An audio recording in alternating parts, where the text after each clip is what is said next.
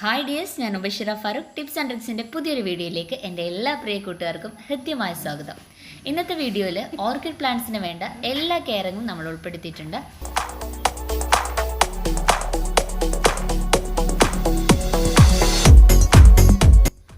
Orchid പ്ലാന്റ്സിൻ്റെ കെയറിങ്ങിനെ കുറിച്ചിട്ടും അതിൻ്റെ വെറൈറ്റീസിനെ കുറിച്ചൊക്കെ നമ്മോട് പരിചയപ്പെടുത്തുന്നത് റൗസ ബേബിത്തയാണ്. ബേബിത്തയുടെ വീട്ടിൽ ഒരുപാട് വർഷങ്ങളായിട്ട് ഇവർ ഓർക്കിഡ് പ്ലാന്റ്സിനെ വളർത്തിക്കൊണ്ടിരിക്കുന്ന വ്യക്തിയാണ്. സോ ഇവരുടെ എക്സ്പീരിയൻസിൽ നിന്ന് തന്നെ നമുക്ക് ഇതിനെക്കുറിച്ച് മാക്സിമം പഠിച്ചെടുക്കാം. അപ്പോൾ ബേബിത്ത തന്നെ ഇതിനെക്കുറിച്ച് അവർ ചെയ്യുന്ന കെയറിങ്ങും മറ്റു കാര്യങ്ങളൊക്കെ നമ്മളോട് പറയുന്നുണ്ട്. ഞാൻ ഇവിടെ വീട്ടിൽ വളർത്തുന്ന ഓർക്കിഡുകൾ ഡെൻഡ്രോബിയം, കാലിയ, പെലനോപ്സിസ്. കൂടുതലും ഡെൻഡ്രോബിയാണ്. കാരണം നമുക്ക് വളർത്താൻ കഴിയുന്ന എളുപ്പമായിട്ടുള്ളത് ഓർക്കിഡ് എനിക്ക് തോന്നിയിട്ടുള്ളത് ഡെൻഡ്രോബിയാണ്. കാരണം അത്ര കൂടുതൽ കെയറിങ് വേണ്ട, പിന്നെ ഫംഗസ് കൂടുതൽ അടിക്കാത്ത ഇതാണ്. എങ്കിലും നന്നായിട്ട് കെയറിങ്ങിന് വേണ്ടി വരും, കാരണം മണ്ണ് ഉപയോഗിക്കാത്തതല്ലേ. പിന്നെ ചകിരി പീസും ഓടിൻ്റെ പീസ്, ചാർക്കോൾ ഇട്ടിട്ട്, കൂടുതൽ ചാർക്കോളാണ് ഉപയോഗിക്കേണ്ടത്, ഒട്ടും കഷ്ണങ്ങൾ കുറവാക്കിയിട്ട്. അപ്പോൾ അങ്ങനെയാണ് ഞാൻ എൻ്റെ റീപ്പോർട്ടിങ് കൊടുക്കൽ.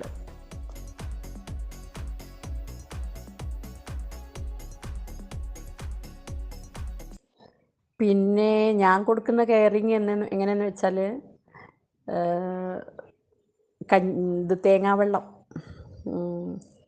പുളിപ്പിച്ചിട്ട്, അതായത് 3 ദിവസം അല്ലെങ്കിൽ 4 ദിവസം വെച്ചിട്ട് 1 ഗ്ലാസ് തേങ്ങാവെള്ളത്തിന് 10 ഗ്ലാസ് വെള്ളം ഡൈല്യൂട്ട് ചെയ്തിട്ട് അങ്ങനെ സ്പ്രേ ചെയ്ത് കൊടുക്കും.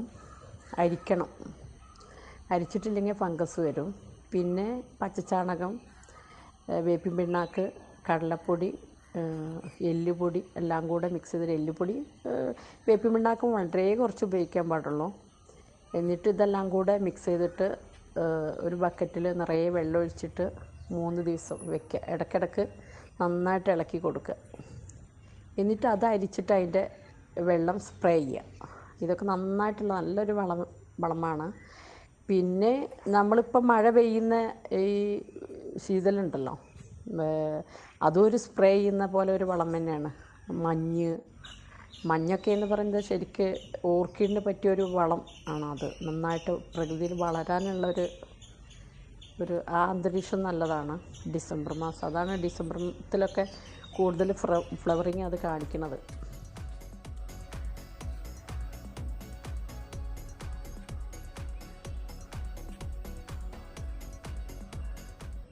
പിന്നെ മറ്റ് ഫെർട്ടിലൈസിങ് എന്തെന്ന് വെച്ചാൽ, ഞാൻ 19 അടിക്കും. നേർപ്പിച്ചിട്ട് 1 സ്പൂണ് 1 ലിറ്റർ വെള്ളത്തിൽ കലക്കിയിട്ട് അത് നല്ല ഷേക്ക് ചെയ്തിട്ട് നന്നായിട്ട് സ്പ്രേ ചെയ്ത് കൊടുക്കുക, അതിൻ്റെ വേരിലും മൂട്ടിലും തണ്ടിലും. പക്ഷെ മുകളിൽ ആ കൂമ്പി നിൽക്കുന്ന ഭാഗത്ത് വെള്ളം തട്ടാൻ പാടില്ല. കാരണം അവിടെ വെള്ളം തട്ടിയാൽ അത് ചീഞ്ഞിട്ട് ഫംഗസായിട്ട് മാറും അത്. പിന്നെ ഗ്രീൻ കെയർ അടിച്ചു കൊടുക്കുക. പിന്നെ അതൊക്കെ ചെയ്താൽ തന്നെ നന്നായിട്ട് റൂട്ടൊക്കെ വന്ന് ഹെൽത്തി പ്ലാന്റായിട്ട് മാറും. ചെറിയൊരു കിക്കീസായാലും അങ്ങനെ വളപ്രയോഗം ചെയ്താൽ തന്നെ നന്നായിട്ടത് ഹെൽത്തി ആയിട്ട് വരും, നല്ലൊരു പ്ലാന്റായിട്ട് മാറിയിട്ട്. പിന്നെ സൺലൈറ്റിൻ്റെ കാര്യം പറയുകയാണെങ്കിൽ, സൺലൈറ്റ് ഒരു 50-50 ശരിക്ക്. ഷെയ്ഡ് ഒരു 50%, ലൈറ്റ് ഒരു 50% വേണം. ഞാനങ്ങനെയാണ്. കാരണം ഇതൊക്കെ ഞാൻ പറയുന്നത് ഞാൻ വളർത്തുന്ന കെയറിങ് ആണ് ഞാൻ പറയുന്നത്. പലരും പല രീതിയിലായിരിക്കും. അത്യാവശ്യം നല്ല വെയിൽ വേണം ഡെൻഡ്രോബിയത്തിന്. എങ്കിലോ നേരിട്ടുള്ള സൺലൈറ്റ് അടിച്ചാൽ അതിൻ്റെ ഇലകൾ കളർ മാറ്റും, കരിഞ്ഞു പോകാനും സാധ്യതയുണ്ട്. കാലിയക്കും പെലനോപ്സിസിനും ഒട്ടും വെയിൽ തീരെ പാടില്ല ശരിക്കും.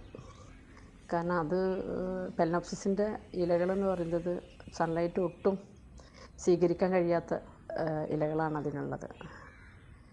പിന്നെ ഇനി മറ്റു ഓർക്കിഡുകളൊന്നും ട്രൈ ചെയ്തിട്ടില്ല. വാൻഡ, അക്കാറ ഒക്കെ ഒന്ന് ചെയ്ത് നോക്കണം. ഇപ്പോൾ ഇത്തരം ഓർക്കിഡുകളൊക്കെയാണ് ഇവിടെ ഉള്ളത്. എൻ്റെ കെയറിങ് ഇങ്ങനെയാണ്. അപ്പോൾ ഞാൻ സെയിൽ ചെയ്യുന്നുണ്ട്. അത് സ്റ്റാർട്ടിങ്ങിൽ 650 രൂപ വെച്ചിട്ട് പോട്ട് അടക്കം കൊടുക്കുന്നുണ്ട്.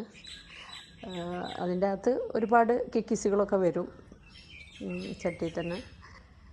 അപ്പോൾ സ്റ്റാർട്ടിങ് 650 അത് 1000, 1500, 1800 വരെ പോവും.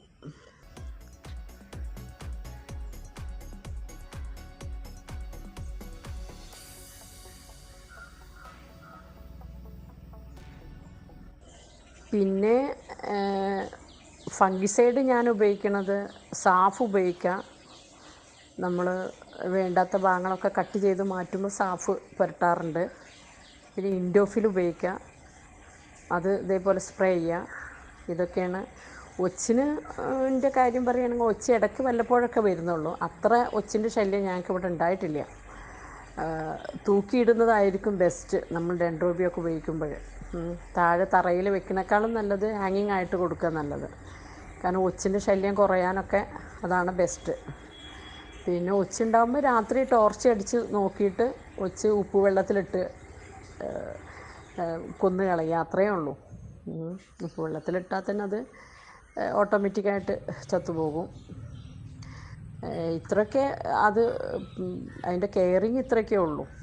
പച്ചച്ചാണകം ഒന്നുമില്ലെങ്കിലും പച്ചച്ചാണകം നമ്മൾ കലക്കിയിട്ട് അതിൻ്റെ വെള്ളം 3 ദിവസം വെച്ചിട്ട് വെള്ളം സ്പ്രേ ചെയ്ത് കൊടുക്കുക. അതാണ് ഏറ്റവും ബെസ്റ്റ് ഞാൻ കണ്ടതിൽ. പിന്നെ 10x10 ഗ്രീൻ കെയറും പിന്നെ മിറാക്കിളൊക്കെ എന്ന് പറയുന്നത് നമ്മൾ ഫ്ലവറിങ്ങിൻ്റെ സമയം നല്ല ഹെൽത്തി പ്ലാന്റായിട്ട് ഏകദേശം ഫ്ലവറിങ് കാണിക്കാൻ തുടങ്ങുന്ന സമയത്താണ് ഇതൊക്കെ അടിക്കേണ്ടത്. ഇതൊക്കെയാണ് ഞാൻ ഇവിടെ ചെയ്തുകൊണ്ടിരിക്കുന്ന ഓർക്കിഡിൻ്റെ കെയറിങ്.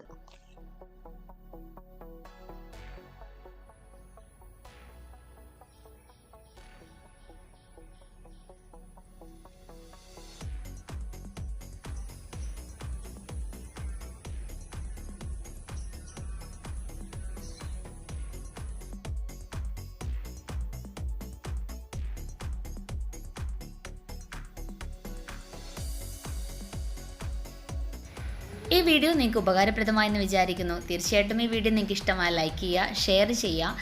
അതോടൊപ്പം നമ്മുടെ ചാനൽ ഇതുവരെ സബ്സ്ക്രൈബ് ചെയ്യാതെ വീഡിയോ കാണുന്നുണ്ടെങ്കിൽ ചാനലൊന്ന് സബ്സ്ക്രൈബ് ചെയ്യുക. ഗാർഡൻ റിലേറ്റ് ചെയ്ത മറ്റൊരു വീഡിയോയുമായിട്ട് നമുക്ക് വീണ്ടും കണ്ടുമുട്ടാം. അതുവരേക്കും bye, see you, take care.